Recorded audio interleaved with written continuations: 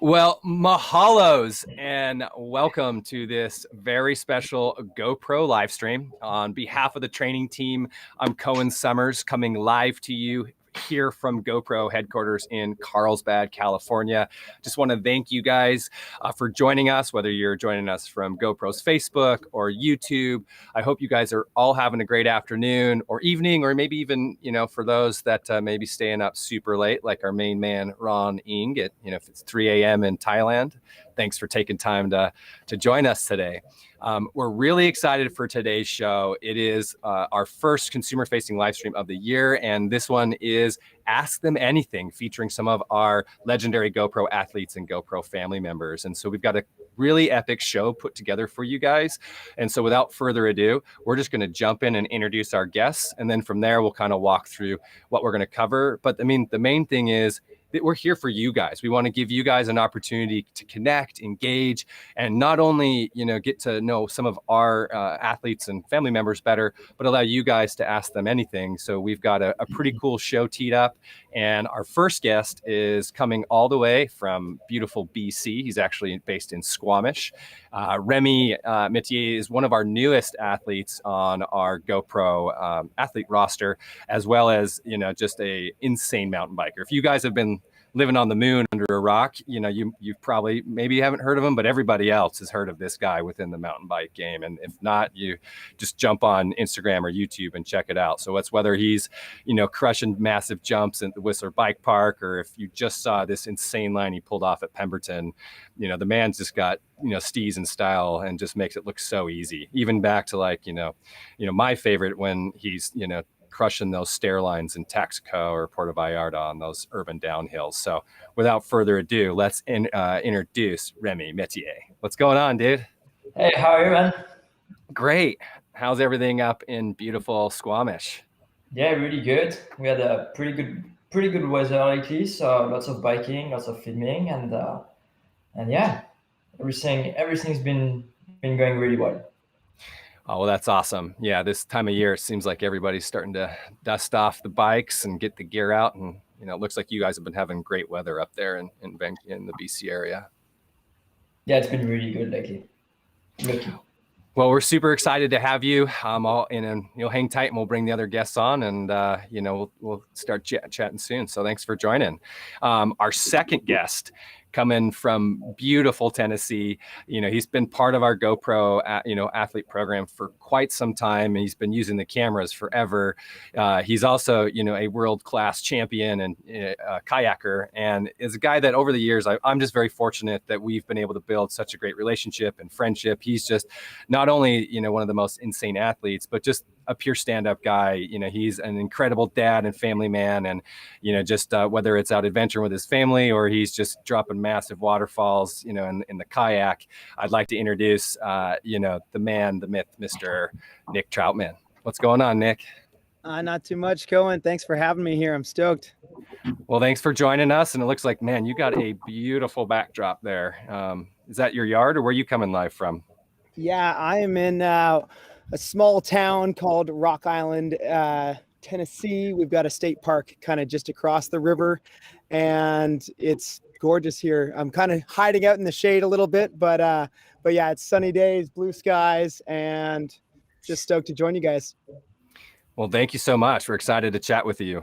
We know you're, when it comes to GoPro education, you're always dropping great tips and tricks. And so we're really excited for you to be able to share some of that with our GoPro family members today. Our next guests, we're not going to introduce one because they come as an insane package. Next up, we have Corin and Justin Williams. And, these guys are just cycling superstars, the kings of crit, and really put it just plain and simple, they are the speed demons that make cars look slow. And if you guys aren't familiar with like criterium or crit racing, it's basically F1 stock car racing in a bike form. So these guys are just built for speed. And what's really cool is as they joined our GoPro family, they've also recently started a really awesome team. It's called Legion. It's a bike team based out of LA, and it's really here to increase diversity, encourage inclusion, and really give supporters access to their favorite athletes while they're out there really enjoying and competing in this in legendary sport. And so we're really excited to have both the Williams brothers on. And so I just want to welcome both Corey and Justin. How's it going up in LA? Yeah, pretty good, man. Pretty good. We also have good weather. I'm jealous of Nick's backdrop. I feel like around that state park would be awesome. Yeah. Thanks for having me. We're excited, man. We're pumped to be a part of this. Well, we appreciate you guys taking the time. And, Corey, I'm glad you finished your lunch before the show. It's that DoorDash, man. DoorDash is always slow. Well, at least, you got you fed before we had to jump on and do this. And then last but not least, we couldn't forget, originally from the 801. And that's why, it's super special because, those people from the 801 from Utah, they are just next level legendary.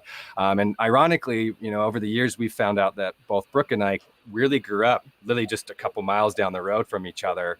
And now she's based in Colorado. And when she's not out like hiking, camping, skiing, just taking her kids off to do every incredible adventure, she's also the co-founder of a really cool, program. And I'm going to have her tell you a little bit more about Wildkind Inc. and how she helps families like level up, and get people outside. So how's it going, Brooke? How's everything in Colorado? Hey, Cohen, we're good. No soccer practice today, so it was a pretty relaxing day. We are all about trying to get outside as much as we can and always trying to invite other families to kind of take their adventure to the next level. Hiking is great. You can definitely do it. But we're also trying to get more families out skiing and mountain biking and backpacking and just kind of doing those type 2 sort of things with your kids that are just a little bit crazy because you got the kids in tow, but they're doable. They're mostly doable. I mean, and the thing is, you just make it look so easy and also just, so inspiring to get out and do that. Plus, like where you're doing it just looks, I want to go hang out and go hiking and biking and camping. Well, thanks. A lot of that is that video editing, right? I'm probably showing all of it. Not every time, at least. So.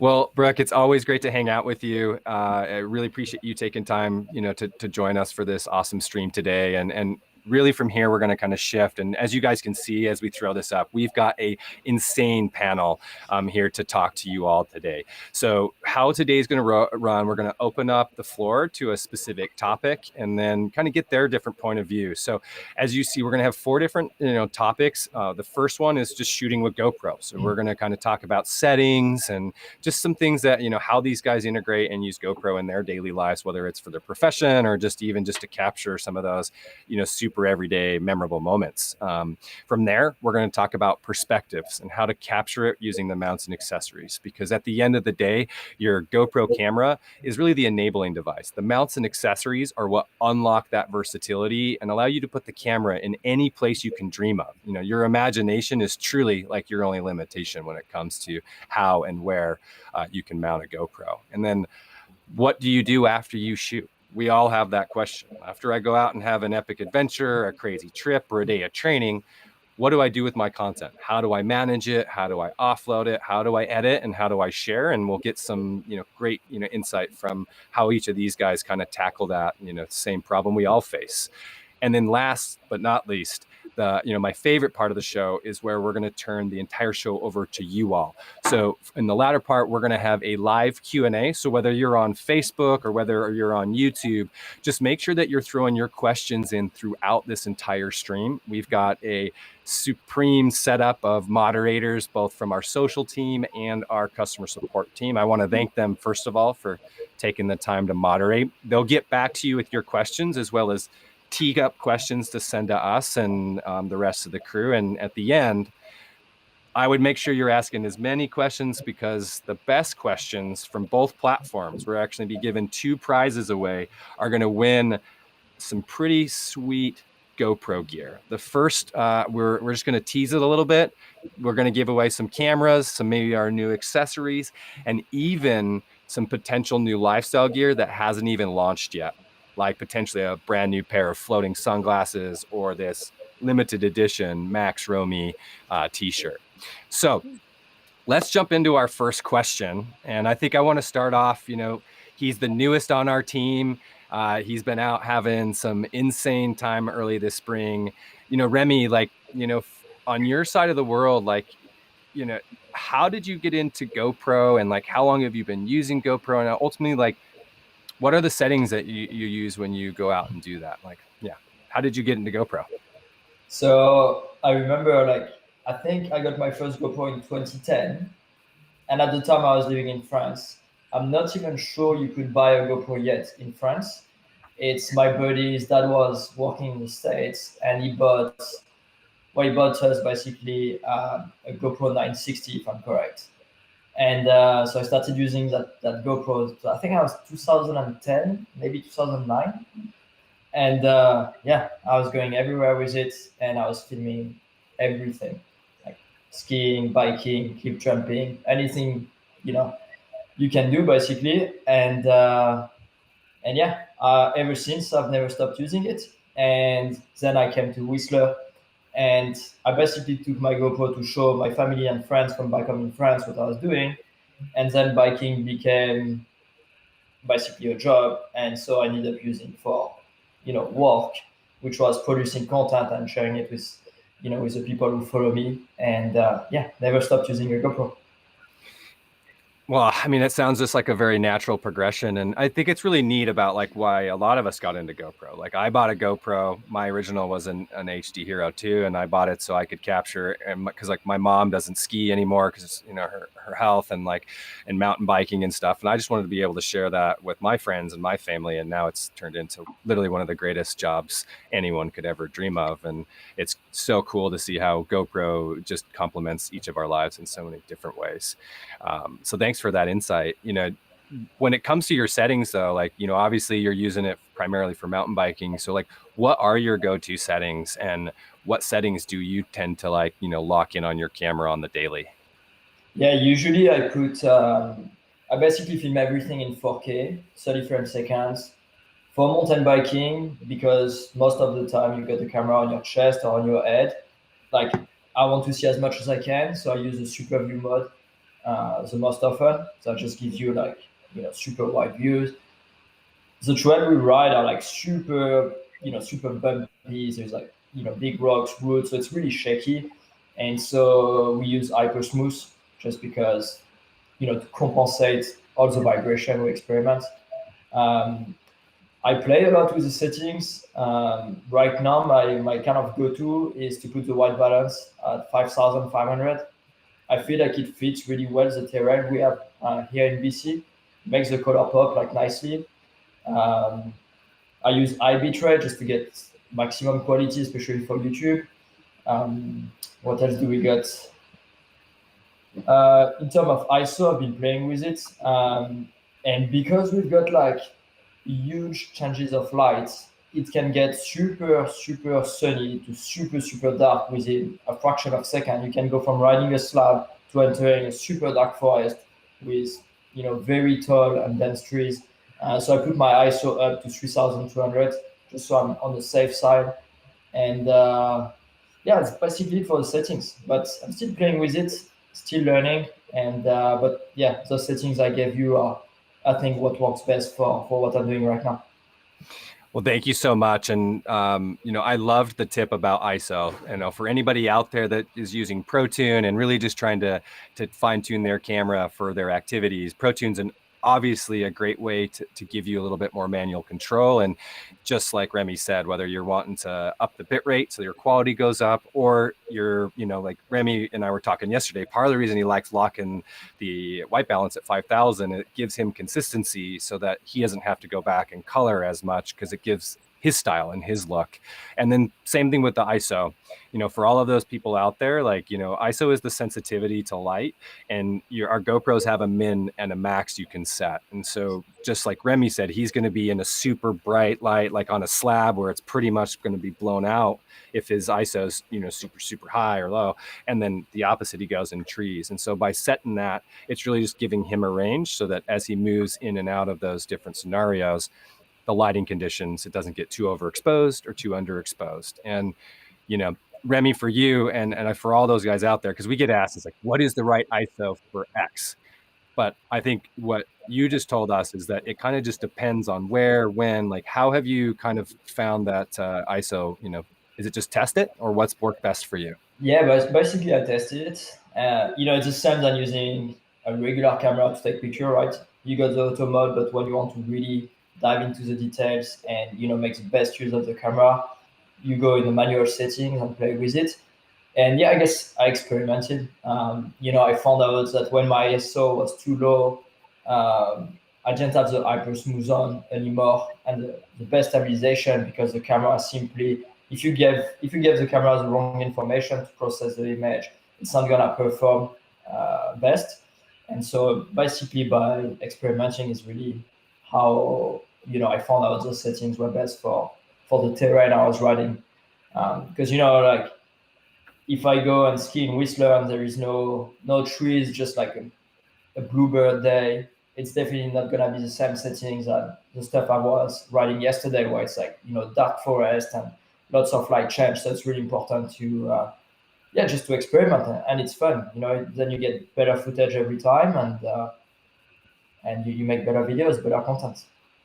Yeah, absolutely. And I'd say that's a great tip for anyone out there, is like whatever recommended settings you get from a friend, one of our athletes, or even us, just like that's always a jumping off point. It's going to get you started, and then you guys can tweak and change that kind of just based on your conditions. And so I think this is a great way to segue over, while we know that, biking is the same, we know that if you're on a road bike and you're doing some of this type of stuff that Corey and Justin do, it is very different. Even though you might use the same mount, the settings could be completely different. So I'm going to throw this over to both the Williams brothers. And first of all, like, how did you guys start using GoPro, and then what are your kind of go-to settings? Well, it's funny, like I got a GoPro in 2010 as well. I was, I think, 17 or 18 years old, and a lot of the times my dad would stand around the course in one spot and tell us what we did wrong. And we're like, you didn't even see the whole race. So basically, I started using it to like figure out what I did wrong. And that's how I kind of started using the GoPro. Yeah, no, it was pretty cool. Same thing to touch more on what Corey was saying. We wanted to basically figure out how we could be better and where we could like save energy, because a lot of crit racing is about where you can save energy and when you can maintain momentum. And yeah, it was pretty cool, because it went from being this thing where that was a learning tool to kind of this thing that became like inspirational for people. And like even we use it as hype, during the pandemic, but we weren't able to go outside. It was a lot of us watching our old videos over and over and over again. And I think that's awesome. Again, I think it's that multi-purpose function and the versatility that GoPro gives you, right? It's not only the thing that can be used to capture epic moments, but I know we were talking yesterday, even like you said, for training, being able to see like the feathering of the gears or the brakes as you go around a corner, and just how you guys can really leverage this to help you guys perform the best when you're out there. Yeah, I think we use a lot of like the sticky mounts and stuff, because the perspective from your helmet is really cool. It kind of gives you this first person kind of visual of like diving into corners and what the speed is like, and there's a lot of crashes that happen in front of us, and when it's on your helmet it feels the best. But we also use a couple other mounts for racing. Corey better than me. He usually equips the bikes. Yeah, and when we get into our later part, would love to come back and talk to you guys a little bit about the perspectives that you get. But I mean, when you guys are setting up your cameras, like what are the settings that you guys like to use? And I'm gonna ask this one to Corey. Yeah, my settings are on and off. I set Justin's camera up. No, so basically we had to play around with the settings a lot, because sometimes it's just super like bright out and you can't use the same settings as you would use for nighttime racing. So I usually have to make sure the ISO is right, so that if the day is super bright, I don't want it to be high. And like at night, we have to set the ISO higher. So that's usually what we play with. We shoot at like 2.7K. And I like 30 frames per second. I like to allow people to see how fast we're actually going. Yeah, I remember you mentioned that when we were chatting last. It's like you like to create that little bit of a motion blur because you guys are moving faster than those 30 frames a second. So while some people on the other side might say, oh, I don't want that ghosting, you guys see that as a cinematic effect. And I think that's, again, another great thing about everything we're doing. What you might think is something that's not ideal, another person might fits perfectly into the style that they're shooting. And, you know, I think it's incredible how fast your legs are moving. So, but so thank you. I appreciate, the insight on those settings. And then, Justin, I think that's awesome. That's what's great about the presets. And that's what's great about, the way that GoPro's making it is that you can literally just turn this thing on and it's ready to go. And you're just lucky you got a brother that can fine tune the details. Yeah, we don't want Justin taking photos when we're racing. Yeah, I know. I was gonna say there was a time where I tried to put the settings and I put it in picture mode, and we just had literally an entire race of pictures. Pictures, yeah. I think Phil made a video out of it, which was really cool. It was literally just a picture book, dude. I think you time lapse. You set the settings. I'll go out and race. And I'm learning the settings a little bit more just because I'm starting to film my own little like adventures when I go training and stuff. But it's when we're racing, obviously Corey he has the experience and he knows, and he does the editing, so he knows what we want to share with the world. Oh, that's awesome. And it's super cool that you guys can, work in tandem because not all of us have a brother in arms to do, get to hang out with all day and do all this stuff. My brothers, both live actually close to where Nick lives in Tennessee. And that's something that I'm always envious that like they both work together. They're literally hanging out almost 24 hours a day. And that's really neat because, unless you hate your brother, but I'm assuming that's the opposite. Yeah, sometimes. But speaking of Nick, let's throw this over to Nick too. Like, so Nick, I mean, obviously you and I've known each other for a long time and you've been involved with GoPro for a long time. So like throwing that way back, like how did you initially get started with GoPro? And, on the daily, what is like your kind of go-to settings when you're using your GoPro? Yeah, I started with GoPro, I think probably at the same time everybody else did back in like the 2010 era. I think it was right when the Hero 2 launched. My first one may have actually even been the Hero 1 HD or whatever before that. But either way, for me, it was just like revolutionary. Before GoPro, I had actually strapped like a huge camera to my helmet and it was like super heavy and stuff. And so when GoPro came out, it was just a total game changer. The fact that you had this like high definition, true HD POV perspective to share with people was really unique for our sport and I think everybody's sports as well. And yeah, it's just really cool. And then obviously I've been with GoPro ever since and seen this amazing evolution of how the cameras have gotten just better and better throughout all the generations. As far as the settings that I primarily use, the POV and the head cam is a setting that I just like because again, you get to share that moment. So many people that I've talked to, they're always like, what's it like being in these canyons or being in these, rivers, gorges, all this different types of stuff. And so to have that kind of first person POV to share is pretty cool. And I really like the 2.7K 60 frames per second, just to have the ability to slow it down if I am gonna, go over a waterfall or just if there's a moment that I want to slow down and kind of just like share that moment a little bit longer.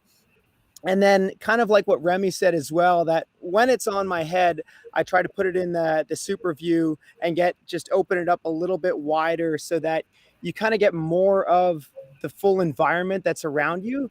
And I don't know, just I feel truly blessed in the sense that I get to go to some, beautiful locations and really scenic environments, and to be able to really open it up and show exactly what's, all around it is pretty cool.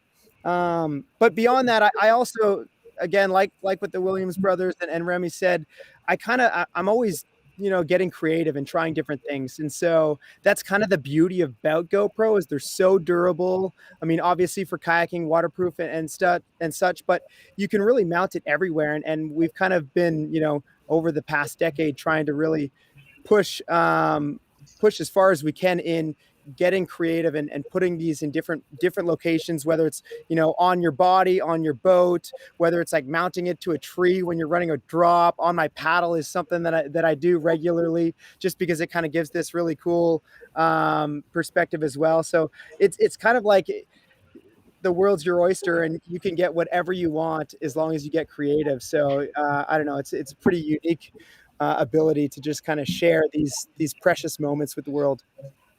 Absolutely, Nick. And I think you did a great job of segueing us into the next question, is like perspectives. And so I'm going to, you know, kind of throw this over to a two-pronged question for Brooke, you know, because one, we got to know kind of how she got started with GoPro. But two, I'd really like to know, like, along those same lines, like not only you know, Brooke, what are your settings, but, you know, you are hanging out with your incredible family, you know, whether it be Tatum or Huck, and, you know, you got to just make sure that, how do you go about capturing some of those very authentic moments with your family? Because, you know, your kids are sometimes going to say the darndest things once, you know, and like, how do you make sure you don't miss that? And so I guess that's really three questions, right? One, how you got started with GoPro. Two, what are your settings? And then when it comes to perspectives, like, how do you go about capturing those moments that, you know, like the one you posted just right now, like with this little stink bug? Yeah. Yeah. I mean, when I got my GoPro, it was probably about 2012, my first one. And I got it to go skiing and mountain biking and climbing, and just to have a camera that wouldn't break. So, you know, you could stuff in your sports bra or like your jacket, and it was, you know, waterproof and really cool. Like the point of view was really cool and new at the time. And then I had my first kid, and I was surprised that more and more was just the camera that I was using all the time. Mostly because I like to have my electronics put away. Like my 6-year-old he's really sensitive about when I have my technology out, when we're all around as a family, or if we're on a hike. I get called out a lot for it. So I don't use my phone to capture family memories, and I don't like bringing a real camera to like, look at that, look at those toads, look how cute that is. I don't like bringing our big camera either, like our DSLR. Like our GoPro is our primary camera for that reason. When we're talking about settings, when I'm out by myself, I'll play with the settings a bit more. When I'm with my kid, honestly, I just go to that standard setting. It's great. I don't like shooting higher than 1080 because I'm that mom that films everything, and my phone just wouldn't have room to have 4K. And I honestly, typically too, like, I like to keep my computer for work stuff, but if it's just family memories, that I'm doing mobile, you know, like I'm editing on my phone, and I don't want to have my phone just clogged with tons of content. And, you know, the main purpose of my content is to just kind of create family memories for us, what I put on, you know, maybe Instagram stories, and to send to the grandparents. Like the grandparents don't care if it's in 4K. And 80 is great. So we do a lot of that. And, you know, I do like to have the 60 frames per second because, like Cohen said, like kids there are these moments that when you slow it down to slow mode are just amazing. Like the kids love to put their cheeks on the paddleboard when we deflate it. I'm like, you have to get that slow-mo. I mean, that kind of stuff is good slow-mo. That's just another thing, like skiing with a 2-year-old and a 6-year-old now, it is a lot of work. So playing with my settings is not an option. Like the standard works great. And, you know, I can really get down and get to their level and just focus on being there and helping them with a new sport, and also just recording it. I don't have to fiddle around the settings. No, and I think that's great. And I think that's like what's so awesome about the versatility of GoPro, right, Brooke, is that whether you're looking at it to be the pro level camera, like, you know, the other guys are using it and tweak and change and really up the quality, or you're just pulling it out to, you know, make sure you don't miss the moment because you're going out and playing in the yard after it's rained, you know, like it could be something really awesome, but it's nice to know that that camera can come along with you. And for all of those out there, we've now heard it twice. That is an awesome pro tip about using 60 frames a second.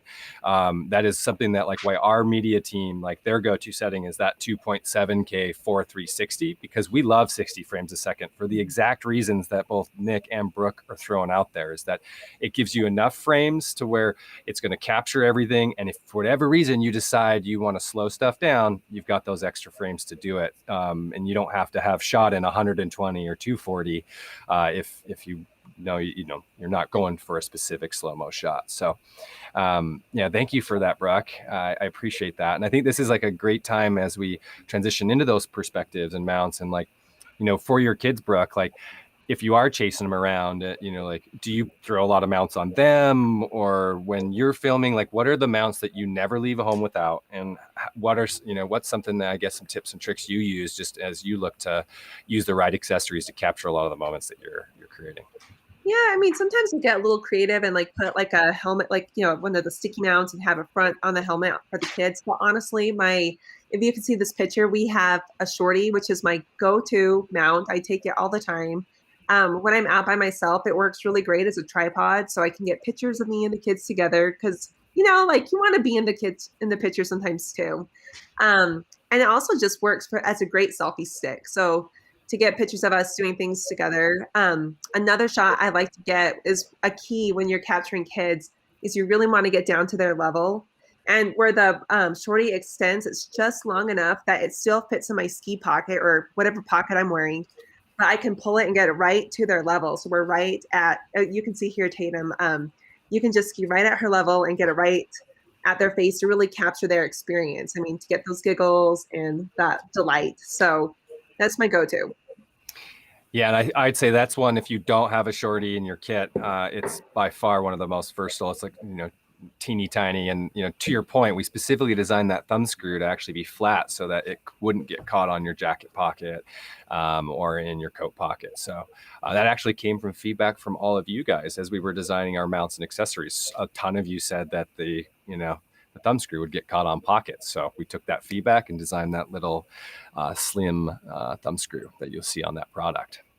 But, as we know, we heard Nick kind of, shouting off all sorts of different perspectives and really shouting out that creativity is your only limitation. Like, Nick, like within your world, whether you're out doing similar things with your family or you're mounting it up to, to jump off a giant waterfall, like what are some of the go-to perspectives and how do you, any tips you have for mounting? Because, you're also not just mounting it for a stroll around the park. You're in some of the most gnarly conditions. So what are some ways that you protect yourself to make sure you get the shot and come home with that shot? Yeah, I mean, kind of to reiterate what we had said previously, but as far as getting the shot, creativity is your only limitation, where you can do whatever you want. And I would say go ahead and try out all sorts of different things, because every now and then I'll think of something that's like, oh, I wonder if I mounted the camera here, if that would even look cool or if that would work out. And half the time it ends up being like this super cool angle where I'm like, oh, if I never would have tried it, I would never know. But we use a lot of the sticky mounts just to have the ability to stick it everywhere, whether it be on my boat, on my gear, on my paddle, and it just having that sticky mount is pretty cool because you can honestly just put it wherever you want. Now I use a ton of the other mounts as well, but the sticky one, it is limitless because I can stick it anywhere. And we kind of talked about this a little bit yesterday when we were talking, Cohen, but essentially the best way to use the sticky mount, really, being that I'm around the water a ton, is obviously first to like dry whatever surface you're using.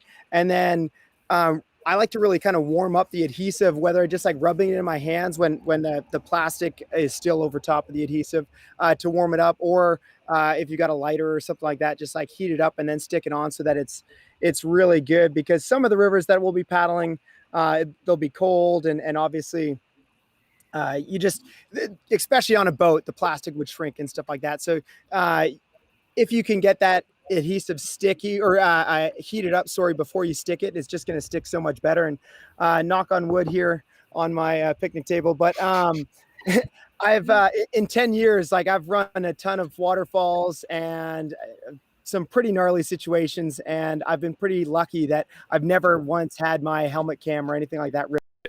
So I think it really just comes down to, if you stick the camera on properly and you really kind of get that sticky mount warmed up before you put it on, it'll last forever.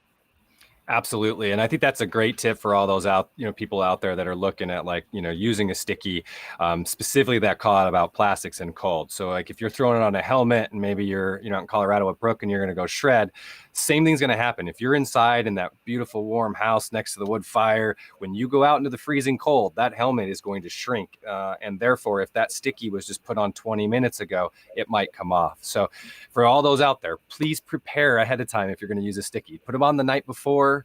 Use the lighter if you don't, or some way to warm it up. Because if you don't have some time, at least if you get that sticky a little bit hotter, it will adhere better. And the biggest thing is just make sure the surface is clean and dry, like Nick said, to make sure it'll adhere. So I know that both Remy, Corey, and Justin also use stickies on the helmets, but I'm going to bring you all three on because I know that each of you guys use the Chesty, but you guys use the Chesty maybe for different reasons. And so I'll let kind of each of you guys talk about, like, within your world and of perspectives, like why do you guys like the head mount versus the chest, and then how do you guys choose, and then what's the other mounts that you guys use within a mountain bike and road cycling? I don't know who wants to take it first, so whoever would like to go. Everyone's just too polite. Yeah, no, we use a lot of the sticky mounts just for that first person POV. It looks, you can see a lot more of what's going on throughout the peloton when you're up top, rather than being like, there's a couple of mounts that we use for the front of the bike that sit under our cycling computers. But when you're in there, you're kind of between the bikes, so you're not really getting to see what action is actually happening, right? So you're looking at the bikes move around, and your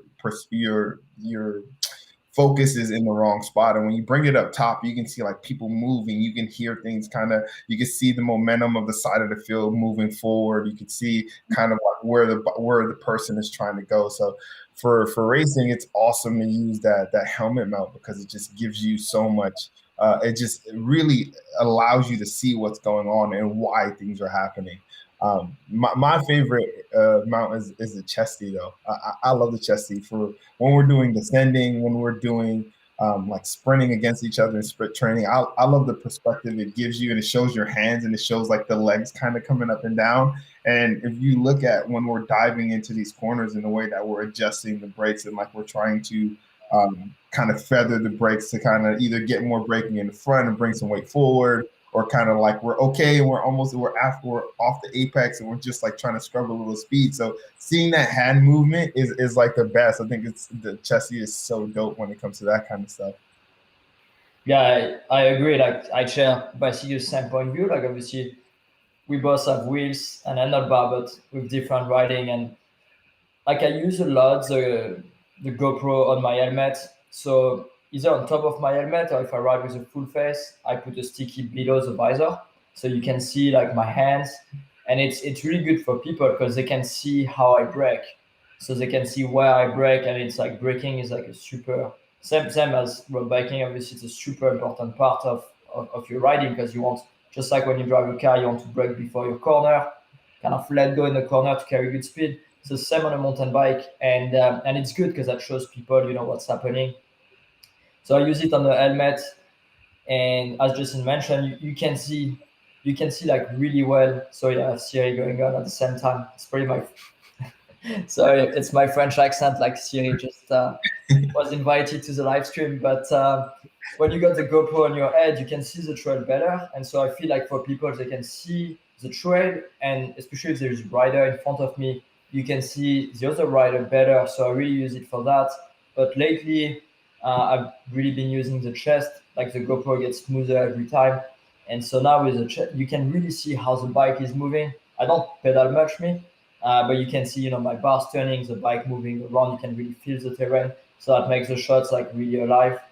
And that's what I use the most. But I also use a tripod, especially like right now. You can't ride as much with your friend due to COVID, and so if I want to get another angle, I can just put that on the side of the trail and get an extra shot. So that's kind of like the 3 months I use the most. Yeah, and that's a great call out. So that's just back to Brooks Shorty, just that super versatile tripod handheld mount that, like you said, you can just throw in your backpack or your pocket, and then like you said, throw down a berm on a drop cam or, get those type of things. So that's just, for all you guys out there that, having some sort of small tripod, whether it's out of the bottom of the old 3-way or, even just the shorty, those are such a killer mount. But I think this is a great segue to kind of move into, the last part before we open up Q&A is like, now that you guys have talked about like how you like to mount and how you like to shoot, like, what do you guys do with your content and how do you guys, approach editing? I know that when we talked a little bit, each of you guys, it kind of depends on where the content's going to live. But would love to kind of get your guys' feedback. Like, do you guys do heavy computer workflows? And if so, which software do you use? Or are you guys, primarily mobile? I know Brooke kind of alluded to a little bit of her workflow earlier. So maybe we'll have, Brooke, you want to start off and just kind of talk about your workflow? Yeah, I mean, if I have client work, I'll use Final Cut Pro and put something on my computer. Those are usually the 4K days. But just for like a typical day out, like if we're, riding bikes around the neighborhood or walking on like the neighborhood trails, I just like to use my mobile phone. Like I lock into the app, or if we're skiing, and as soon as we get the kids back in the car or we get home, I just download everything on my phone. And from there, I might pick a couple of photos that I get from time-lapse photo mode that I'll use to edit in Lightroom on the app too. But I also just, like these videos that are playing, these are just ones that after a hike, I uploaded everything, downloaded everything from the app, and then I let Quik make a video. And so this is purely a video from the Quik app that I didn't do any editing on. I think I might have changed the volume on some sections, but it's just great because otherwise this content just lives on your SD card and it dies. So the key part is really just quickly getting it off your camera and doing something with it and then sending it out. Send it to grandparents, put it on Instagram, do something with it. Yeah, absolutely. And I mean, I think that's the big thing is we want to get that content so it doesn't end up in the SD card in a drawer and never sees the light of day. I mean, you shoot it to share it. So we just want to make that part easy for you all. And like you said, hopefully it's something you can download it and Quik can do most of the rest. And so I appreciate that because I think, our software team would be super stoked to hear, because that's exactly what they're trying to do is make it super easy for everybody. So thank you for sharing that, Brooke. So who's next? I want to see, raise a hand, whoever wants to go next. All right, Nick. He beat you, Corey. So I have the internet. It's the internet. Corey, you got to work you were on those. The fast one, Corey. Got to work on those sprints, bud. But yeah, no, I'm kind of a mix where if I'm going to use the footage for like a YouTube edit or something like that, then obviously I'll kind of bring it in onto my computer and edit it on Premiere, and kind of just like sometimes I'll shoot a ton of footage and I'll put it on hard drives and different things like that. But I also, like what Brooke was saying, regularly just dump it straight onto my phone and use the Quik app. And it really is just like if I go out for a session and immediately just like had an awesome time and want to share it on, social media or send it to a friend or something like that, I'll just throw it straight onto my phone. And the Quik app is honestly, it's incredible. When it first came out, actually, I'll kind of tease this, but I started posting some on my Instagram and I had so many friends message me. They're like, dude, your editing got so much better. And I was like, oh man, this is so sad. So yeah, the Quik app really just makes stuff look really high quality and it's like almost instantaneous. Like it's so quick how amazing that the software works and it just like throws up this like epic edit and to the beat, to the song. Like it really is super cool. But the same thing too, like I regularly drop stuff straight into my phone and just post it, whether it be footage for an edit or photos. And then if I'm trying to make something longer, more like YouTube style or something like that, then I'll kind of use it on my computer and Adobe Premiere. But again, it's because it's so easy nowadays with Quik and just like everything goes to the social media so fast. I've been doing a lot less on Premiere for sure. Well, that's great. And I mean, I'm a huge fan of Quik. That our team, they're just wizards. Like it's like Harry Potter magic that they can literally take all this random content and then it goes in there and spits out these things. Like, because it's looking at things more than just the beat and the rhythm. It's using like the accelerometer and the GPS and the data that it's gathering from underneath the hood. Like if, Remy's going to go do a gigantic, boosted booter and hit this gap, like the camera will recognize that he had a change of speed, it had a change of height, and it's going to know to pick out that moment and really highlight that. And if you guys haven't seen the update to Quik, you guys got to check out the new features. We've added a new speed tool that just is going to make you, slowing stuff down, speeding stuff up next level, as well as, a bunch of other features. And so make sure you get a chance, if you haven't downloaded or updated to the new Quik app, to do so. But Corey, now let's go over to you. You are, now that it's the second best here on the second speed, within your guys' workflow, like what do you guys primarily use, and what do you guys use to edit, and what's been helpful in your guys' day to day? So for me, I just start using it for viewing races right after. So like if we just did a sprint, everyone wants to see what happened. So I could just pull up the Quik app and then show everyone. It's actually really easy to connect to the camera, and I'll pull it up right away. So that's super fun. And also now I'm throwing up the reels on Instagram, and it's really easy to make one. They have like different settings for how you can put, like if you want it to be a tall video, if you want it to be normal, you can also just edit it really quick and then upload it to YouTube or Instagram. Yeah, that reframing feature is great. Knowing that you might want it, like you said, 9:16 for Instagram stories, or maybe you want it the classic 16:9 widescreen. So it's a great way to get the most out of your content without shooting multiple cameras. Yeah, exactly. And then over to Remy. So Remy, like within your workflow, I mean, we were talking earlier that you might shoot 27 shots of the 3 different angles. So like, it might be a lot of content you're getting. So within your workflow, like how do you balance, like, whether you're doing a pro shoot, for one of your sponsors, or you're putting together a piece for YouTube, versus like, what do you do within social, and kind of how do you manage your content and edit? Yeah, I got like, I'm starting to get better at it now. I know me, and I know I'm going to do sometime like a line, maybe like 10 times in a row. Usually the last one is the best. So like this one that you can see on the screen, I've done it 6 times in a row, and it's actually edited with Quik. And it's like the last one was the best, because obviously I run it more experience. I can go faster, break later, be a bit more stylish. I'm more confident because I've done it already 5 times. So usually I go straight on my files and look at the last one, unless there is like, that day was a bit raining, like unless there is a water drop or something, I know the last one is the best one. So for it's, that way I save up a lot of time and I don't have to watch the 5 others. But it kind of depends. I try to shoot like every video I do kind of as a purpose. So like, for example, that shot you got, it's to do a YouTube video. And so I'm going to be editing stuff on my computer. I use DaVinci Resolve, and, it's a classic format for YouTube, because I'm going to spend a lot of time, cutting the clip together, making sure the audio is good, like, putting my intro, all that kind of stuff. But for that little clip you saw where it was just for social media, it's like for an Instagram reel or story, I just go on the Quik app now, and it's actually, I just added the clips, and I was like looking at the video, and I was like, how does that software know that he has to change clip, with when the beat of the music drops? And I was like looking at it, and I was like, same as you guys. I was like, it's done a better job than me. If I had to like try to like cut the sound, because my girlfriend always makes fun of me because I can't really hear the beat of the song. I just don't really get it, and so I'm always like off timing, and I think I got it, and she looks at it, she's like, no, you have timing, like the beat was later, and I was like, oh really?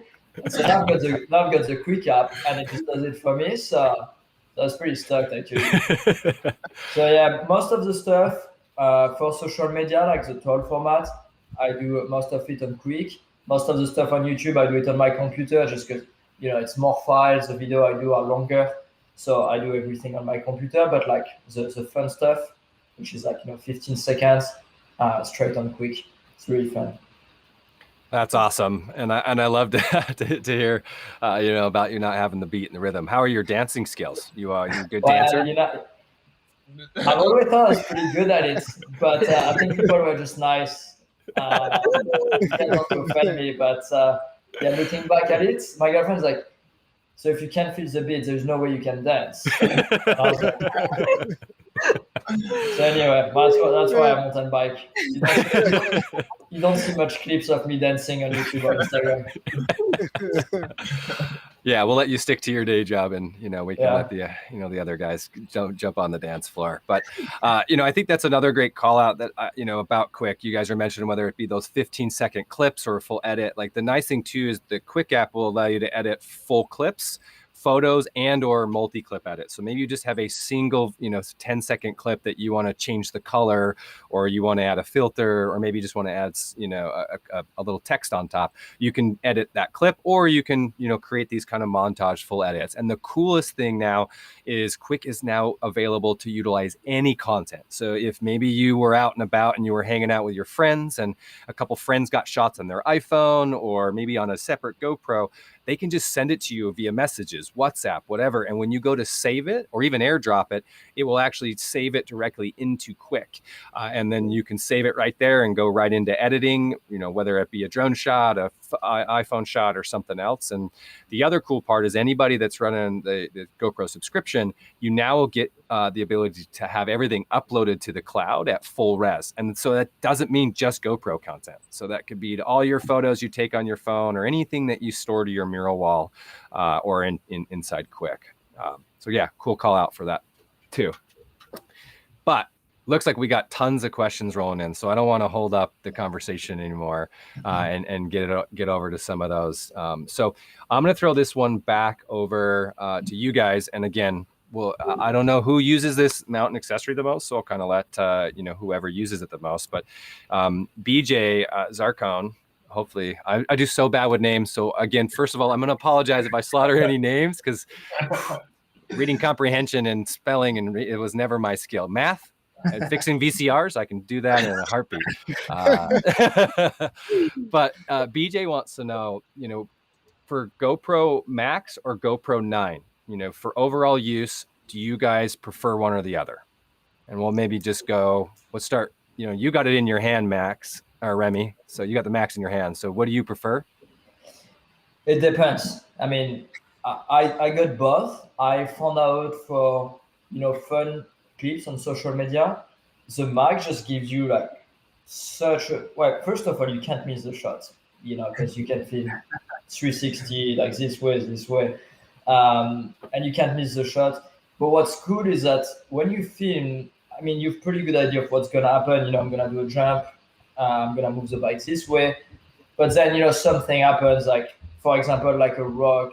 I kick a rock and a rock like pass me on the side, and I can actually, with GoPro Player, kind of move the camera to the side and see what's happening.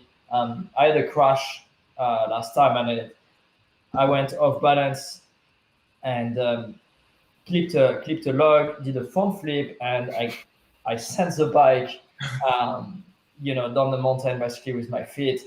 And people are like, "How did you get that shot?" And it was just with the Max. I had it on my chest, and so I was able to like rotate it the way so I could see the bike flying down the mountain. And I could not have done that with the Aero 9. But for everyday use, I really like the Aero 9. It's more conservative, but you can get incredible shots with it. So if you ask me to choose one, I don't know. I think I would choose two.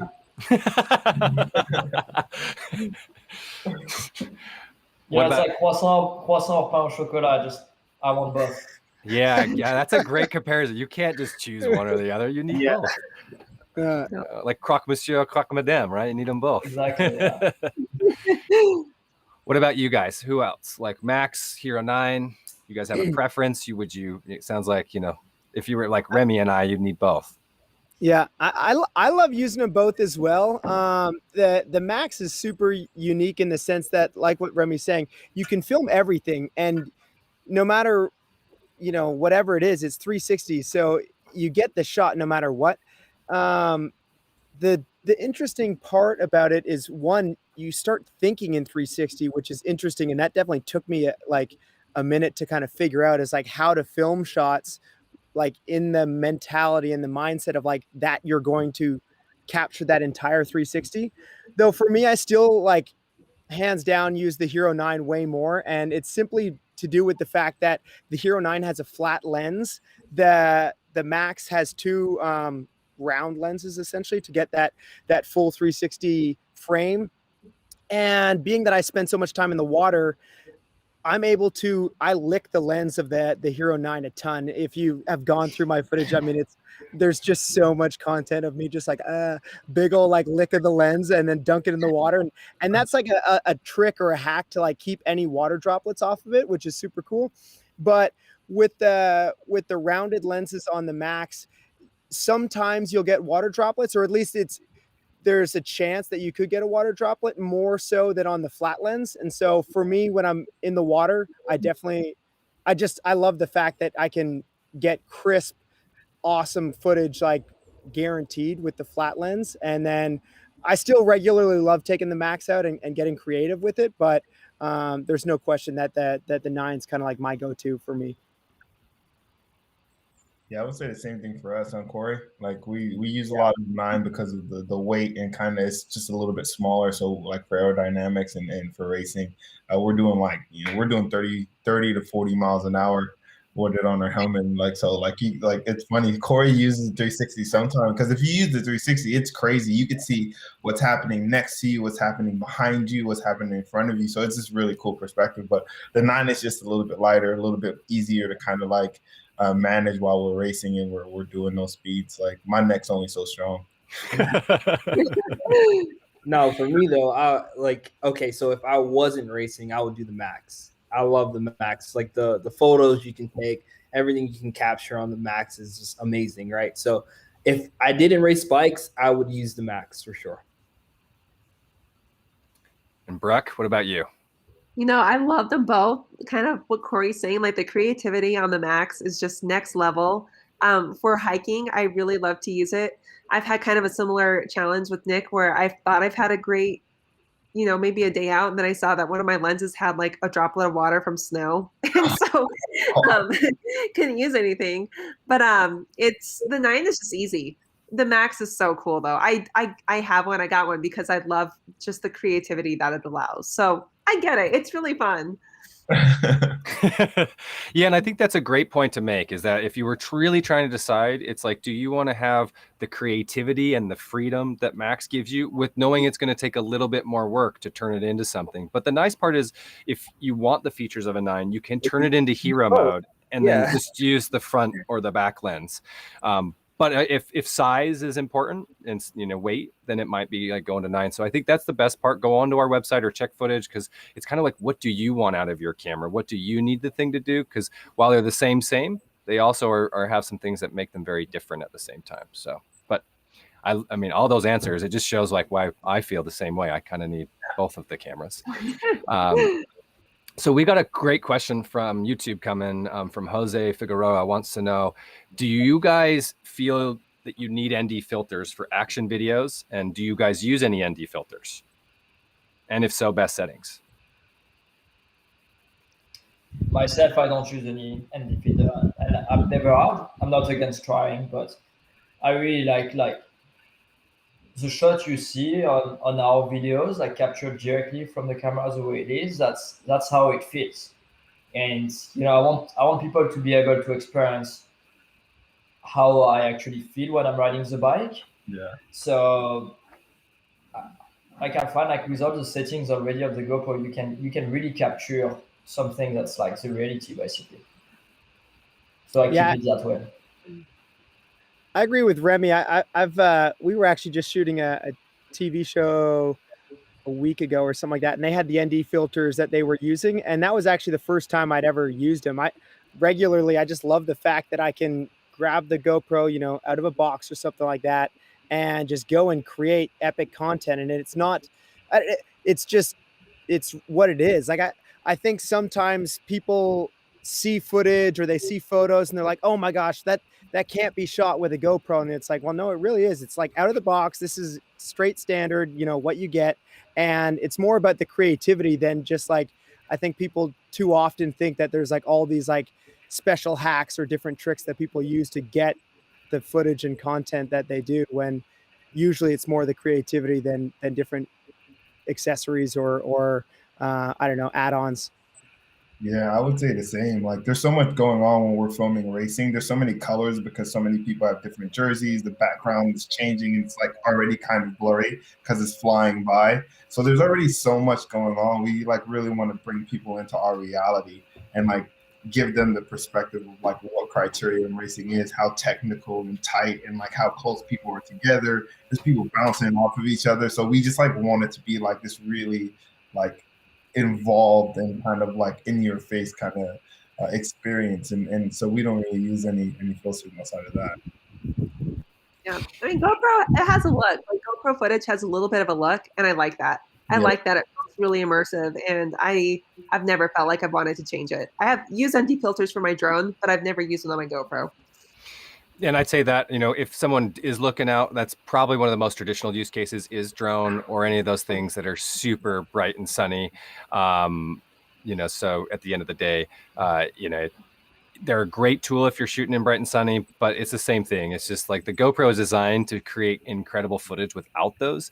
So it's a nice thing to have. And again, if you're really trying to fine tune those little teeny tiny details, you can, but it's just, for me, it's one extra thing I have to bring. It's one extra thing I have to buy. And most importantly, like, I personally don't, I know Abe and some of our great media team members, they'll be able to pick out the teeny tiny differences. But for me, GoPro still creates incredible footage, regardless of if I have the filters or not. But if you are looking for them, we've got the awesome partnership collab with Polar Pro, and they've got the 3 different ND filters. And realistically, you're going to want to adjust your ISO and your white balances in accordance with that. And just think it's like putting a sunglass on your eyes. It's going to drop things down based on the stops that you choose. So just the best way I'd say is like where you're going to be shooting and test it, because back to this whole like go out and test it thing, the best settings are really going to depend on like where you're mounting it, where you're shooting, what type of environment you're in. And that's kind of hard to give you just one setting that would be best to use for all use cases. So hopefully that gives you at least a direction. The other thing that I've done, Cohen, is now that I'm just thinking about it, is if it is super sunny and it's like, for me, when we're doing like whitewater, you get these like, obviously it's called whitewater for a reason because it gets, there's a lot of white. If it's a really sunny day, you could get these hot spots. And what I'll sometimes do is just mess with the EV composition, which is just a setting in the camera itself. And I don't know if you would consider that like a built-in ND filter or what, but that's kind of something that we've used a little bit as well, is that if you are in a environment where you do have a hot spot or something like that, or it is super sunny, you can just like mess with that internal EV comp too. Yeah, that is a great call out. Another thing too is if you are like, maybe you're shooting in a car where it's super bright and sunny outside and dark inside, you can also, if you hold down on the touch screen, you can lock your exposure to a certain area. And so that exposure control is another great feature if you're really trying to get your lighting conditions to stay consistent. Or maybe you want to lock it so it doesn't change as you move in and out of a different lighting scenario.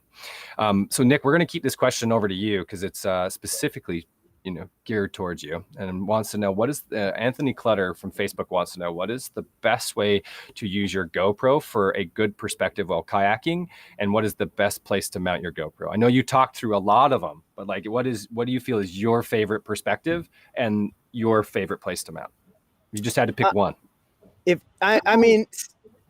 I could only pick one, I would still go with the head cam, just because you're able to share that, point of view, which is super cool for so many people to be able to feel like they're in the boat with you, or like in the boat, like in your seat going down the river. Though again, if you're doing like, I'll throw it on the paddle mount for a photo often because I think it's just a unique photo. For video itself, it doesn't work that great because your paddle's just constantly going up and down. And then I don't know, we've got like sometimes I'll put it on like an elevated mount off of my stern or off of my bow to just get unique spots. But to go back to what you were saying, if I could only pick one, I'd probably still go with the head cam POV. And then I'm going to keep this question to you, Nick, just because there's a follow-up that asked a very similar question, but they just, Ben Howard wanted to know, in addition to the best camera angle, he loves the Jackson GoPro pole as it's a good angle, but I could see it keeping a kayaker from rolling back up. How many GoPros have you lost/damaged on a river? And this is a personal question, but who's the better kayaker, you, Dane, Emily, or, the man, the myth, the legend, EJ? Oh gosh. Well, so first you got a couple of questions there. I'll answer the elevated pole, or the Levitar mount is kind of that elevated stick that I was referring to off the front or the back of the kayak. I've never actually lost or damaged a GoPro because of it. I've definitely gone through the trees and tilted the camera back or something like that, or banged it off some rocks, but I've never actually lost a camera or done anything messed it up. I could see for sure that, if you were not aware of it when rolling, I mean, obviously you've got this stick sticking at the back of your boat, like what you can see here on the photo. So you got to just be aware that you have that with you. But usually when I'm using it, I just am aware and I try not to flip that often, or at least just know what I'm getting into, but before, I throw it on.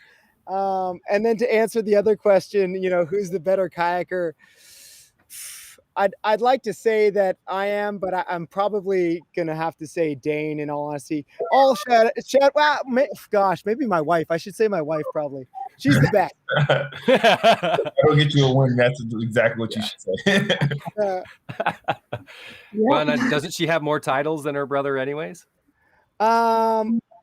I don't know about that, but it depends. I mean, as Brooke would know, you should get like a world champion medal for just being a mom like every day of your life. So if you counted that out, I think she's got, more medals than her brother for sure. Well, I think that's a great one to transition over to Brooke, because this next question is for Brooke. So Ben, just now, I'd like to ask you a question. Ben Howard would like to know from Facebook, since most of yours are family memories, like what about the moments when it's something you want printed? Do you take images from your GoPro or images from video editing, or what do you do when, you're looking at printing some of these? Yeah. Hi, Ben. Sometimes you can pull a screenshot, and that does actually work pretty well. But if I want, a photo like this one that I can edit really well in Lightroom, and I have, it's a big size, I go to time-lapse photo mode. That's my go-to mode. On the Hero 9, you do have to go and select that it's on photo mode and not video mode for the time-lapse. And I go to 0.5 seconds because, like you're saying, to capture those family moments that are magical, you're getting these intervals to get that exact expression or that really cute look on the kid's face. And, when you have a toddler, magic can pass in like a blink of an eye, so I like to shoot a bunch. And then I just go through the app and pick a couple frames that I want to edit in Lightroom. And like you said, print them. Don't let them live on your card. Print them. Yeah, and I mean, now with the new camera, they're 23 it's a 23 megapixel, it's 20 megapixel photos, 23.6 megapixel sensors. So I mean, those photos, if you're blowing them up, I mean, this photo behind me here is printed on canvas, and that's just a Hero. Eric, what is that? A Hero 7? Hero 8? Oh, it's actually Max. So this was taken from Max and printed on. This is a 50-inch canvas behind me, so you can see the quality and crisp and sharp. It'll look as good as, if not better than, any other camera. Just dial in those settings. And thank you for that answer, Brooke. I'm going to throw this over to the bike gang over here, because I don't know, just different use case on the street versus in the mountains versus in the forest. So Renee would like to know, when I use my GoPro on a bike, a lot of times I'm getting tons of noise. Like, how do you guys try to reduce your noise? And I know, Williams Brothers, you guys do stuff at night in cities. And so how do you guys reduce noise in those scenarios? And then I guess, for you, Remy, like going in and out of trees, like when you're in those dark BC, almost like jungles, like how do you reduce so you don't get tons of grain and noise coming from your video? Yeah, like for me, I mean, the GoPro, the 9 has got a wind option. So make sure that you got this turned on. I like the noise because that's how it feels. You ride your bike, like on the road bike, those guys go at higher speeds than I do. But like I want people to be, I'm riding a sketchy line. Like I want people to be able to hear that, I'm braking, my tires, I'm sliding. So the tires are sliding. You can hear my my respiration, because I'm, my heart rate goes up. Even though I don't pedal much, like I've got adrenaline rush, and a lot of it I'm talking. So I want to hear, and I think the mic of the GoPro does a really good job with it. On the 9, I haven't used anything. I used to film with a 7 Black, and I had like a foam on top of it that was reducing a little bit the noise. But on the 9, I haven't used it so far, and I think sound has been really good. You just need to make sure you've got the right mode for the wind. And so I don't know if they were talking about the actual physical noise or if they were talking like noise within like a photo or an image, like when it gets grainy. So maybe we'll answer both, and we'll have the Williams brothers answer. Like, so that's great. A great answer if it's like wind noise or just auditory noise. But like, what about if your settings, like it's in low light and you've got grainy video? What do you guys do? Do you guys just the ISO, the EV comp, or do you run lights? Yeah, in terms of low light, like for what I do, which is like riding, all gross forest of British Columbia, especially like, lately it's been the winter, so it's always dark. Even in the summer, it's always dark. It's always a nightmare for any professional photographer out there because it's really dark. And ISO is gonna be your best friend. So I just bump up the ISO to 3200, and that's to me what has done by far the best application. And what about you, Corey? When you're like, I think it was, I don't know if it was Salt Lake City or where those clips, or you were riding through the city at night, but what did you guys do to adjust those cameras so you weren't getting some of that blur and grain like we see here? Yeah. So for sound, if that was the question, we want to hear the crowd.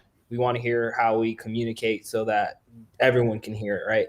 But for the noise on the video, I've ruined videos before because I didn't do my settings right, and there was nothing I could do. So the best thing to do is to just test it out first, and then see what you need to adjust. Yeah, I think those are two great tips. So one is to test, and I think Remy, mentioned the other is just turn up that ISO.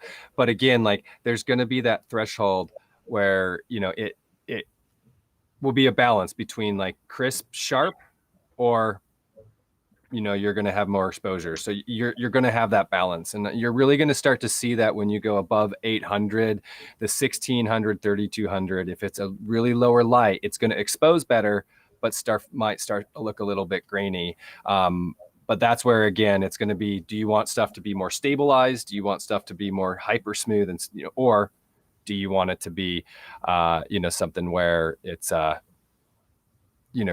gives you the better lighting condition? So it's a constant trade-off. And to be fair, we're talking about ISO. I never went above 3200. All the recent shots I've had set up at ISO 3200 turn out, I think, really good. If I had to go more, anyway, my eyes won't be able to keep up. Like that means that it's so dark that I won't physically be able to ride properly my bike.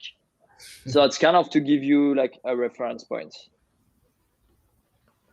Yeah, exactly. It's a great answer. So this one is for you guys, Williams brothers. Since you're on camera here, let's keep this question for you. So this is from Andrea Rossini. Andrea would like to know, I've got a question for you brothers. From your recent YouTube video for Quick, did you study the video before, like the location, the lighting, or compose the video right after you ride? Actually, no, we usually ride out on that road almost every day. So and and it's just a beautiful road. Yeah, we ride up there all the time, and I just pull it up on the phone and edit it right away. Yeah, no, it's a road that we are very used to. That's only one part of it. It kind of changes. It had like 3 different atmospheres. And that's like one of our favorites. So it's like super bright out. So we kind of know what we're getting into. It's super exposed once you get across the top of there, across that ridge. So we already know kind of what we're going to get and what we're looking for. So, yeah. Yeah, it seems consistent. Doesn't matter if it's you or Remy, that like being able to go back and like run the track the same, run the loop, run the run a few times is just going to help you guys visualize, storyboard, and ultimately create a better edit. Plus, like, you go quicker, faster every time. So let's see, we got another 2 questions from Tony Wallace. So we'll throw one to a couple of you guys and the other one to the other couple of guys. So first one I'm going to throw over to Brooke and to Nick. Tony would like to know from Facebook, what's the biggest surprise you've accidentally recorded with your GoPro? I don't even know. Putting you on the spot, huh? Nick, you go first. Okay. I've got one that I don't know if it would be the biggest surprise or not, but my kids regularly just take my GoPro.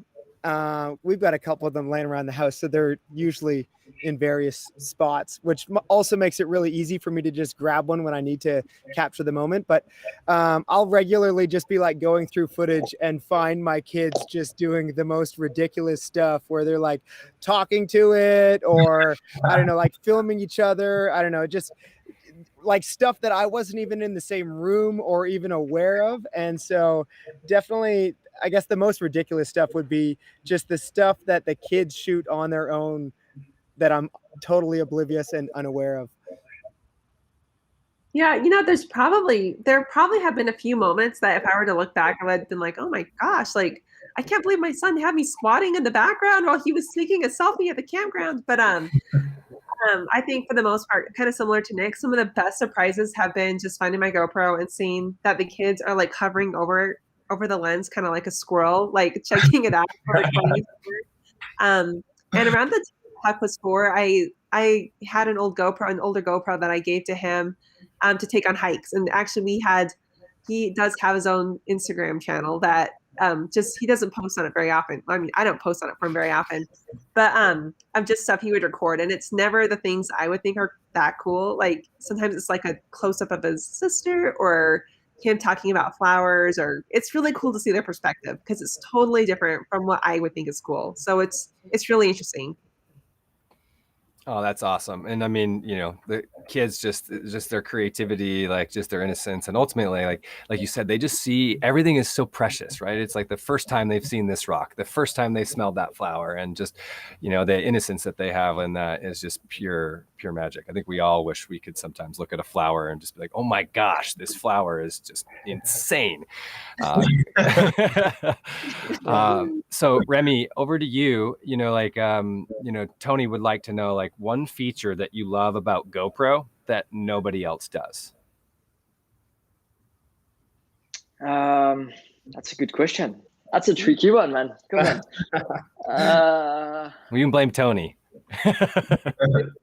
One feature that I really love about the GoPro that no one else knows about or does. One thing I realized that I use more than most people, when I'm out with my friends, I realize they all, switch on the GoPro and then they press the start button. Well, me, I like shortcuts, so I go straight to the start button. And I feel like not many people do that, but the quick capture is, just one press and it films, one press and it stops filming and switch off the camera. So that way you don't have to, worry, is the camera recording? Is it on? Is it off? And I find like not many people use it, but I find it extremely convenient. Yeah, quick capture is extremely convenient, and not only can you use it for video, but you can also use it for time lapse. So like to Brooke's point, if you wanted to have it auto teed up to take the 1/2 second time lapse, you just hold down on that same shutter button for 3 seconds and it will do the same thing, but put it into time lapse mode. So a great way like to save battery life. And like Remy said, just why have 2 or 3 extra steps if you can just cut straight to the chase. What about you guys, Corey and Justin? Like, what do you guys like? What do you like about GoPro, or what's one feature you feel that GoPro does that like you haven't seen across, I guess, anyone else? So I guess other camera companies. Yeah, I would say the biggest thing is like the portability of it and like how easy it is to have everywhere. How where we can mount it to get these crazy perspectives. I think that's been like the most special thing to us is like being able to share our world. and create relatability within that world because the camera is so small and it can go anywhere. So I think that's, to have that quality of video, that quality of content, and something that you can fit in your pocket is it's been really like world changing. Absolutely. Yeah. I mean, that's one thing that is so great is it, it can really fit everywhere, anywhere, as long as, you can dream of it. And I think that's where, as we move into this next question, is, for you guys, knowing that you guys, whether it be hanging out with your kids and it could be an extreme day out with the weather, or you guys are out doing something that, your day-to-days are a little more extreme than most just average people like myself. So like in extreme conditions, like what security measures do you guys take to protecting your gear from losing it?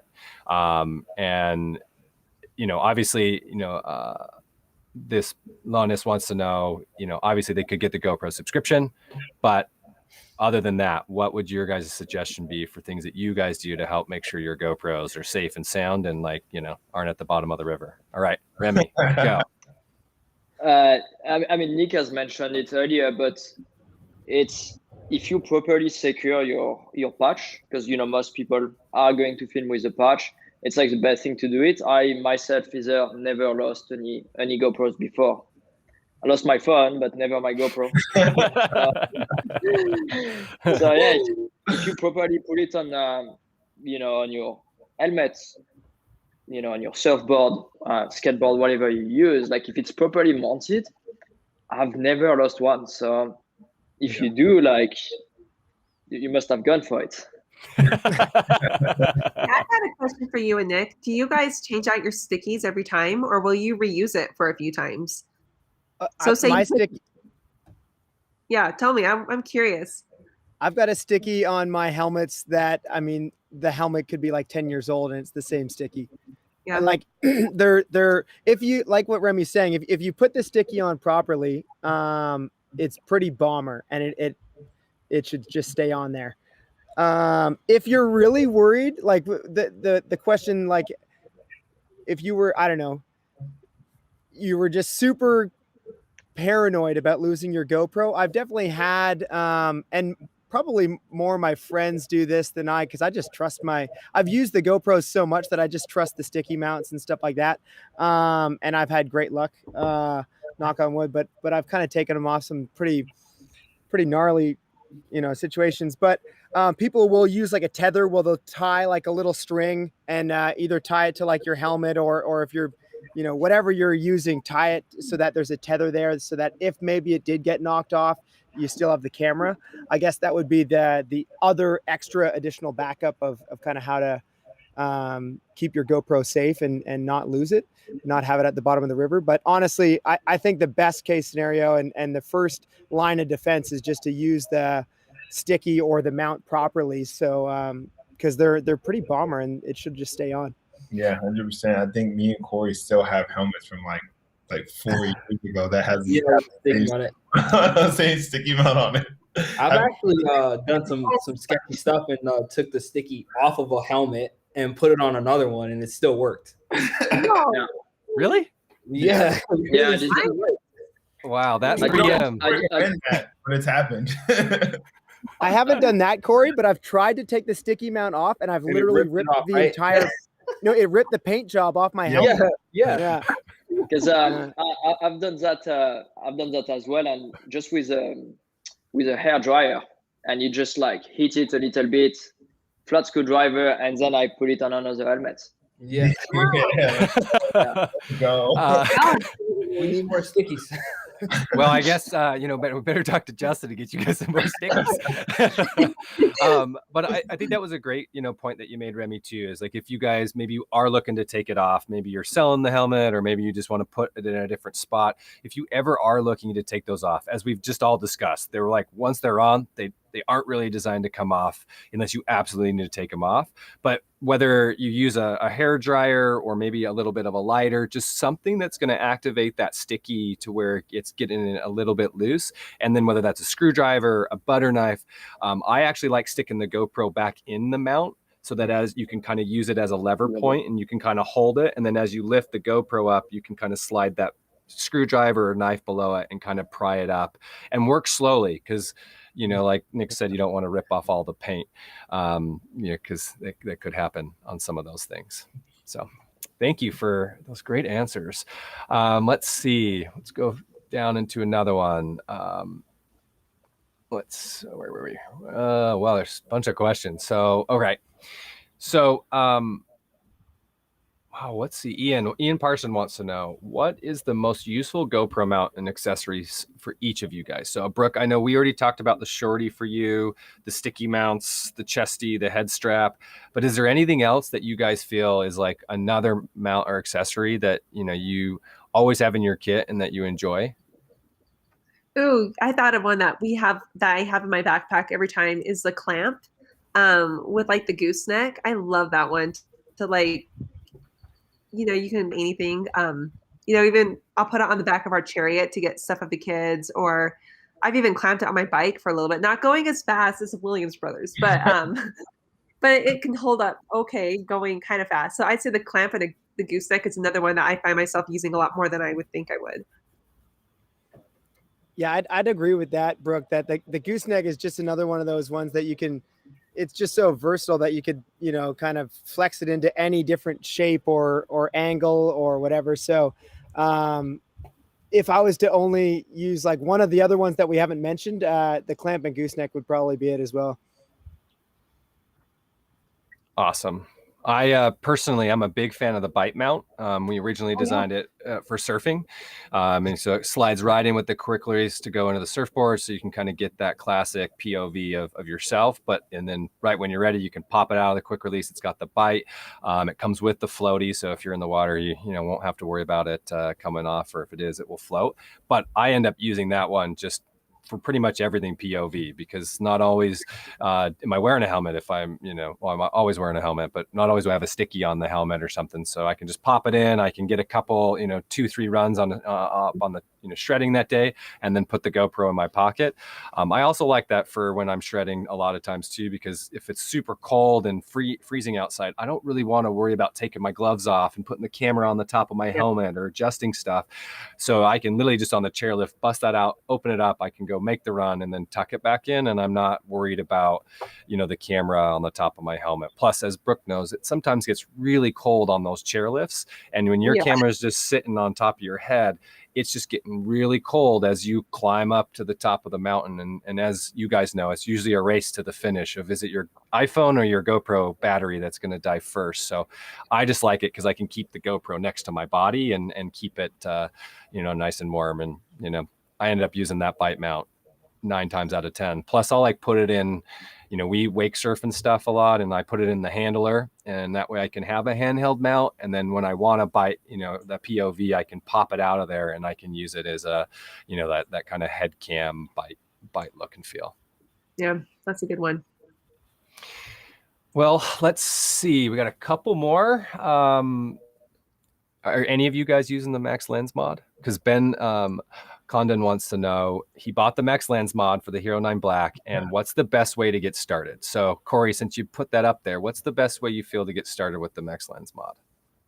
Like how? What do you mean?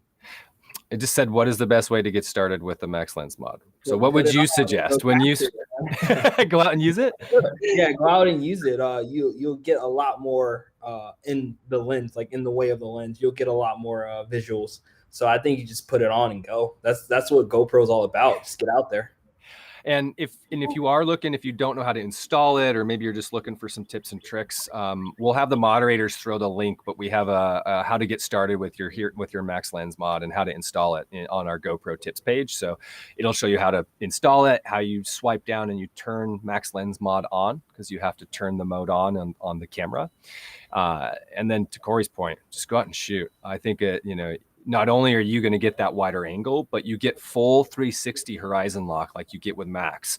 So even if the camera is rotated completely upside down or sideways, the horizon is going to stay completely flat, which is awesome if you're doing, big banks or turns. Or another thing we really like is, I used to want to build vertical mounts for the side of my helmet so I could do Insta stories and stuff.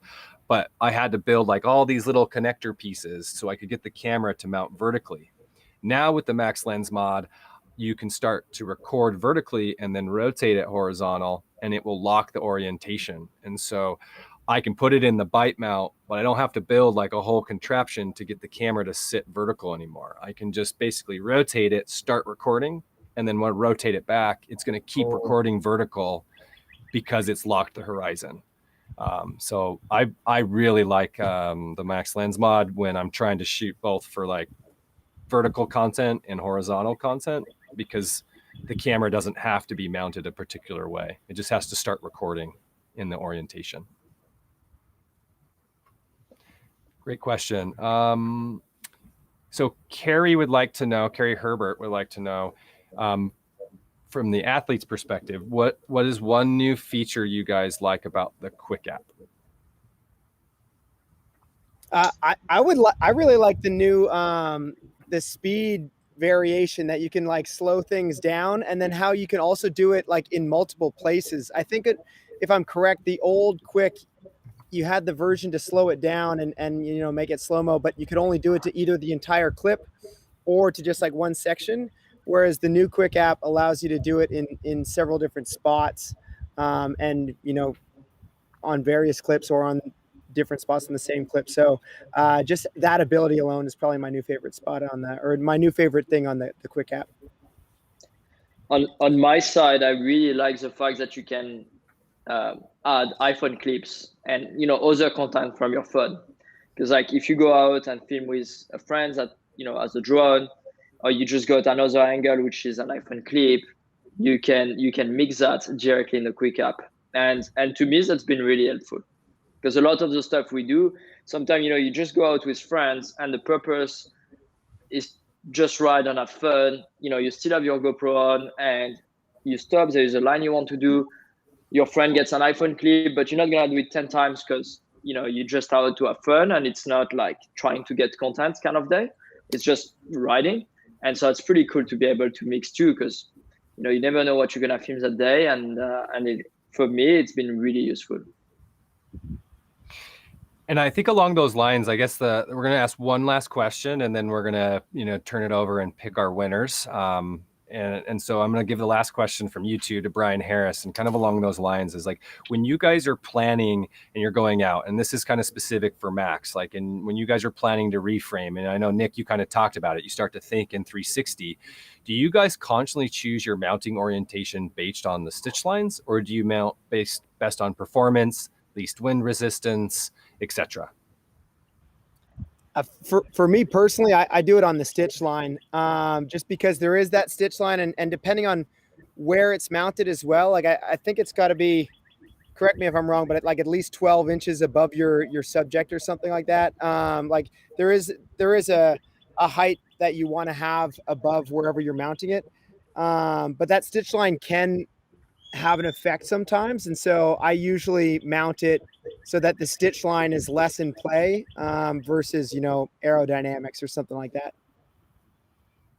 What about you, Corey and Justin? Like, obviously your world, you're way more worried about aerodynamics than, you know, maybe when you're dropping off a waterfall. So like, how does that play into effect? Because I mean, of course, like you don't want a stitch line in there, but you also don't want something that's going to, you know, maybe hinder your performance.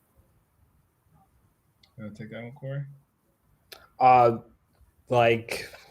Basically me and Justin, my dad told us if we're worried about aerodynamics with the camera on, man, we weren't going to win in the first place.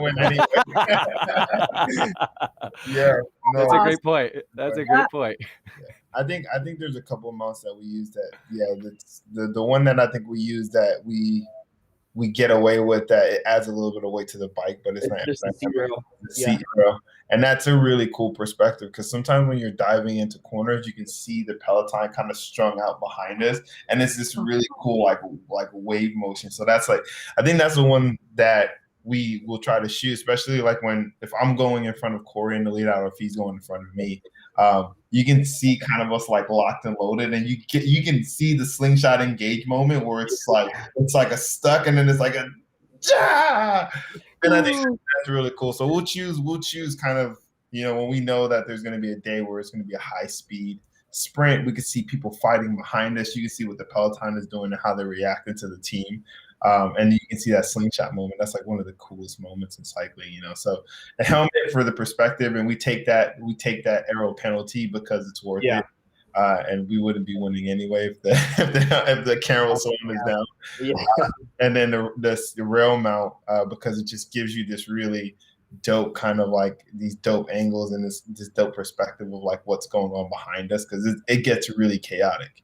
Yeah, I bet that's a lot of people going through a small space in a real intense speed. Fighting for an apex that like 2 bikes can fit through. Yeah, it seems like it end up in straight carnage. Yeah, exactly. Well, you know, I first of all just want to thank all of you guys out there from YouTube and Facebook that took time to join us today. And of course, I want to thank everybody that's on our panel today. You know, I know all of you guys are extremely busy. You know, guys, you know, whether with your families, your personal lives, or out there just doing what you guys do for your professions. And so I really appreciate you guys taking time to come spend and hang out with us and get to know our fans better, let the fans interact. And, you know, it's just been an honor to get to spend time with such great people and, you know, kill a little bit of fun time on today, sharing, you know, what you guys love to do. And, you know, I hope, you know, you guys out there have had a great opportunity to get to know some of our athletes better, have a couple of your questions asked and answered. And, you know, it doesn't stop here. Obviously, you guys can follow them. You can continue to interact and engage. And then from here, you know, like we're going to continue to do these, hopefully, you know, every couple months. So we'd like to know in the comments and questions, like, who do you want to hear from our athlete team? What type of topics do you want us to cover? Do you want us to focus more on editing? Do you want more tips and tricks for things like night photos? Do you want, you know, some more exclusive interviews and engagements with different family members or different athletes? Just throw it in there. We'd love to hear it. And because, I mean, ultimately we do this for you all. So just hopefully you guys have had a great opportunity today. We're really thankful to everybody that helped put this together. And before I throw out a couple thank yous and we sign off, we gotta, you know, hopefully you guys stuck around for the giveaway, because as I mentioned, we were going to pick the 2 best questions from each platform. So we're going to give away 4 total prizes to 4 special winners. So the first thing we've got, you know, rolling out is we've got, you know, of course we can't do a GoPro giveaway and not give away a GoPro. So we've got a pretty sweet GoPro Hero 9 Black prize pack, as well as the brand new 3-way. So we've just redesigned the 3-way, kind of incorporating some of the things from our Max Grip and some of other ones. So you've got a brand new design. I've actually got one right here. It gives you that quick release so you can easily move it around. The ball joint buckle so you can rotate it in any perspective. And then of course can be used as a handheld selfie stick, or, you know, get the shot, you know, making sure you get the shot with no pole in it. And then of course it comes with the ability to use the bottom for a tripod. So the winner of our Hero 9 Black bundles, first we'll do YouTube and then we'll do Facebook. But panel, could I get like a little drum roll for, you know, here? So coming straight from the moderators, the winner from YouTube for the Hero 9 Black Pack is Andrea Rossini. And from Facebook, we actually have BJ Zarconi. So boom, you guys are going to get set up with a brand new Hero 9 Black and a 3-way combo kit. Make sure that you guys are engaging with the moderator so we can get in contact with you, because we got to make sure we get your email and contact so we can actually get your address and get this stuff shipped out to you guys. So if you aren't on or you're currently on, stay on for a couple more seconds so you can engage with them. But I'd say my favorite part of this giveaway is today we get to give away some things that aren't even available to the public yet. They actually don't launch for a couple days or even a couple weeks. The first thing is this awesome t-shirt that I've got here. So we're going to be launching some new lifestyle gear on the 19th. And this shirt is really cool. It's a first for many at GoPro. It's our Elevation tee, and it's got such a cool story because it's been designed by actually one of our GoPro family members, Max Romy.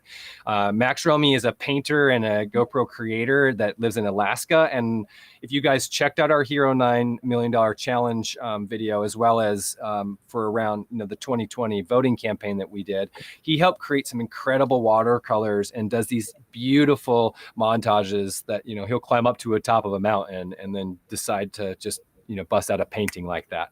So this actually is one of his designs, and this special edition t-shirt, 10% of all the proceeds from this t-shirt will go to Protect Our Winters. And if you're not familiar with them, they're a global nonprofit organization that helps passionate outdoor people like ourselves protect the places and the lifestyles that we, love from the terrible things of climate change and so forth. So we're really excited to be able to give one of these away, as well as GoPro has released some pretty sweet floating sunglasses, because we know that like if you're in the water, you need to look stylish, but you also need to make sure that they float. So what's great is that they'll float in the water. You got these beautiful yellow lenses, but you also will have a couple other lenses too. You've got like a black lens and a blue lens. So interchangeable lenses, as well as a couple of them. And we're going to throw those in as well. So these are awesome new Mezcal floating sunglasses. And then we also have another limited edition t-shirt here. We've got this one with the GoPro Global, cool kind of the map of the world. And last but not least, you got to make sure that all the stuff can be packed up and stored away. So I'm going to have Eric show you guys. We're going to be giving away one of our brand new duffel bags as well. So perfect for, storing not only all your GoPro gear, but like for me, it's been like my go-to bag just for taken on trips and adventures. It's massive. It's just humongous. Comes not only with the duffel straps, but also turns into a backpack so that you can, throw it on your back and use it. If you're like me and you have 90 pounds worth of stuff, it's not always easy to carry it with just your hands. So for the lifestyle packs, let's get one more drum roll. We're going to give 2 of these away as well. Boom. From YouTube, we've got Jose Figueroa, and from Facebook, we got Ben Howard. So congratulations to all of you guys.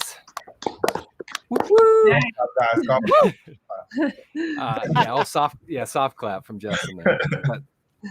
But thank you guys. And again, make sure if both Jose and Ben stick on so we can get your contact, and we'll get you guys this stuff shipped out. And we'd love to hear what you guys think about the new lifestyle gear once you get a chance to check it out. But without further ado, just want to, again, wrap it all up. Thank everybody for the time today.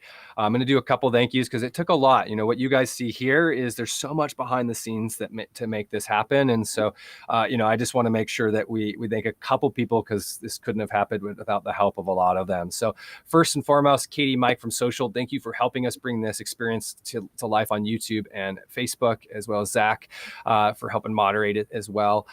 Creative, the assets, the graphics, everything we're doing just looks spot on. So Katie, Chris, Ryan, and Alan, as well as our homies from our agency, thank you so much. Of course, none of the moderation would have happened without the awesome support of our social team, and of course the legendary CS crew, Jeffrey, Gary, and Jose. Thanks a ton for always being there to answer our customers tech questions, and then help really make sure everybody's getting their questions bottled up and picking the winners.